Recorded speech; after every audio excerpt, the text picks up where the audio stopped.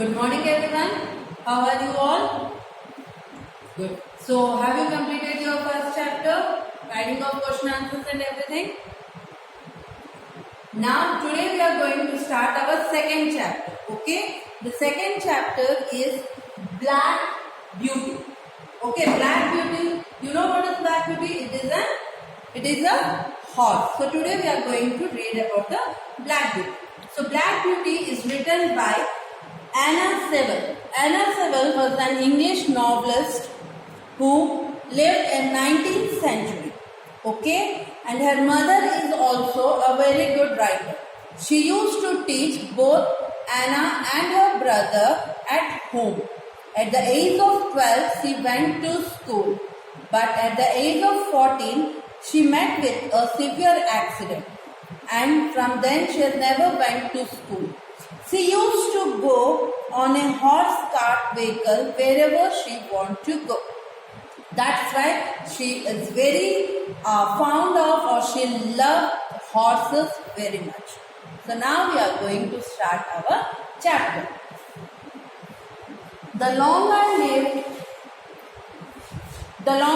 lived in Britwick Hall. They used to live in Britwick Hall. The more proud and happy I felt at having such a place.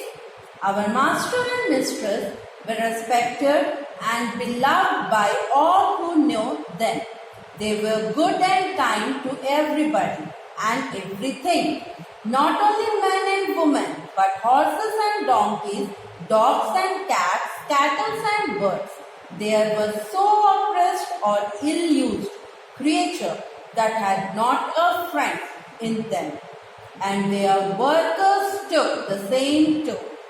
If any of the village children were known to treat any creature cruelly, they soon heard about it from the hall. So here, when the horse was staying in the Britwick Hall, the horse was feeling very proud to stay in Britwick Hall because where the master and mistress were staying, they are very good, they are very kind people. They not only love the human beings, man, children or female or anyone, woman or someone. They also love all the creatures, not only the horses and donkeys, but also dogs, cats, all the creatures they love equally. Even though the people who are working there, they also love them exactly the same as the master and mistress love. Therefore, all the animals want to go there and they stay there. They get a friendly feeling with these people. My master and friend, Farmer Gray, had worked together for more than 20 years to get check ruins on the cart horses done away with, and in our part you rarely saw them. Here, the master and Farmer Gray, they have worked together for 20 years to check ruins. Check ruins means the sort ruins that prevent a horse from lowering its head. They never want to see any of the animals that have lowered their head. They want to see all the animals to be keeping the head up. And this type of behavior they never want to see this type of behavior.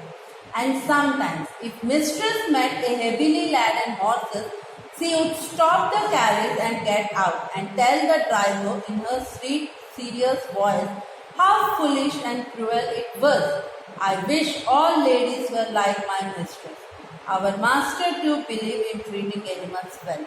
When they went outside, if a mistress also will see any animal carrying heavy loads by the animal, she used to stop those loaded cartages there only, and she used to tell the people that just why you are torturing these animals, just remove the load, give that much load how much they can tackle it.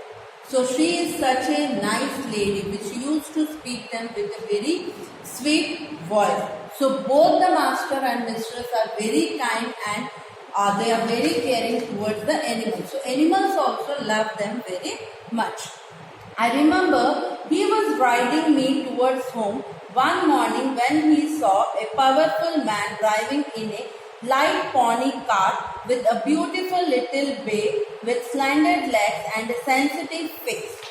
Just as he saw to the park gates, the little thing turned towards them. The man, without word or warning, turned the pony's head with such a force and suddenness that it nearly fell. Recovering itself, it was going on. When he hit it furiously, the pony plunged forward, but the man's hand held the pony back with force enough to hurt its jaw, while the whip still cut into it. It was a dreadful sight to me, but master asked me to speed up, and we reached the cart in a second. Next day, what happened when they were moving? One man was sitting in a small pony which was having a beautiful bay, a reddish brown horse with a black mane and a small pony, and they were going. When they were going with that, when the pony has seen the path, just it turned its face.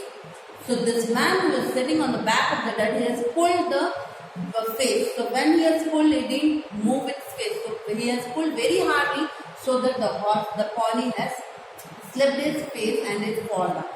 So the man is forcing on that pony to move forward, but the pony was not interested to move forward.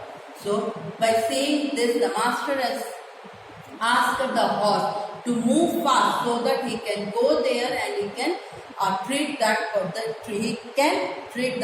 man. So this horse also moved in a very fast, within 2 seconds they both have reached to that pony and the man. Savior, he cried in a strained voice, is that pony made of flesh and blood? Flesh and blood and temper, he said. It's too fond of its own will, and I don't like that. He was a builder who had often been to our place on business. The man, the savior, this master went and he asked him, hey, what you are doing with that pony? Is that pony made of flesh and blood? Then the man is replying, no, it is made of flesh, blood and temper. This horse is having full of temper. It only do whatever the pony wants. That's why I am treating the pony like that. Then the man said that man who came there, he is a businessman and he usually comes to that place. And do you think, said master sternly, the treatment like this will make it listen to you? Then the master is asking, you are behaving so rudely with that horse, with that pony. Do you think that the pony will listen to you? No. It should not have turned towards your place. The road was straight on, said the man. The man is saying that, oh, why the pony is running towards that side? The road is straight. I want to go straight. Why it is turning towards that path? You have often driven that pony up to my place, said master. It only shows the creature's memory and intelligence. How did it know that you were not going there again? I must say, Mr. Savior, that I have never witnessed a whole brutal treatment, a little pony, and by such anger you injured your own character more than you injured your horse. And remember, we shall all have to be judged according to our works, whether they be towards men or towards beasts. Then here the man is saying that how you are often driving the pony. Every day you are going, whenever you are coming in a business work to this place, you are going to this pony. Yes, if only it shows the creature's memory and intelligence. It's all about the creatures, the horse's memory and intelligence. That it came to know that in this way, if you will be going to that, the horse is getting some love and affection. That's why you want to do. You, when beating to a horse, it doesn't mean that you are hitting it. You are showing your own character, how you are. If you are beating the horse, you are not making the character of the horse. You are showing your own character, in which you are how you are treating to a human being or a beast. Master rode me, how slowly, and I could tell by his voice how the thing gripped him. On another day when we were out, we met with Captain Langley, a friend of our master. We saw driving a splendid pair of horses. After a little conversation, the captain said, The next day, they went outside, and that time they have seen one man, Captain Langley, who was having two horses carriages, and he was moving on a way. After some time, they both had a talk. What do you think of my new team, Mr. Douglas? You know, you are the judge of horses in these parts, and I should like your opinion. Then he said that, yes, these are the two horses of my new horses. So how do you, and what do you think about these horses? You are the judge of these horses. The master backed me a little so as to get a good view of them. Just they have backed it and to say a good news of that. They are an uncommonly handsome pair, they say. And if they are as good as they look, I am sure you need not wish for anything better. But I see you still trouble your horses with that thing and lessen their power.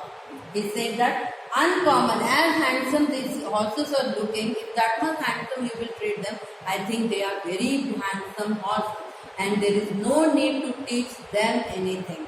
Then he said, but still I think that you are treating the horses very bitterly because you are troubling the horses, because these are the things which shows that you are lessening their power. If you are beating them, if you are torturing them, or we are treating very rudely towards the animals, means we are torturing the animals. We are not training them, we are torturing them. What do you mean by that thing? Said the other. The check rings. I know. Stopping those is a hobby of yours. Well, the fact is, like to see the horses hold their heads up. He is saying that, yes, I want to see the horses, the heads up. It doesn't mean that if we are beating them, we are loosening the power. If you are loosening the power, the confidence level of the horses is decreasing. If the confidence level decreases, then the head is lowering down. But as a captain, you want to see your horses to be trained properly and the horses' head to be reined up or checked. So do I, said master, but I don't like to see them held up. Now, you are a military man, Langley, and no doubt like to see your regiments look well at parade and you say, hands up to them. But you would not take credit for your drill if you are a man. Then he is saying that, yes, as you are a military man, you will be training them, you want to see them in a parade, and you have to you have to see them to be heads up when you are training them. Credits for your drill, it all goes to the credit for the drill. And the man, they are heads tied to the backboards. But it is just the same with horses. You would depend upon it. Horses were intended to have their heads free as our are.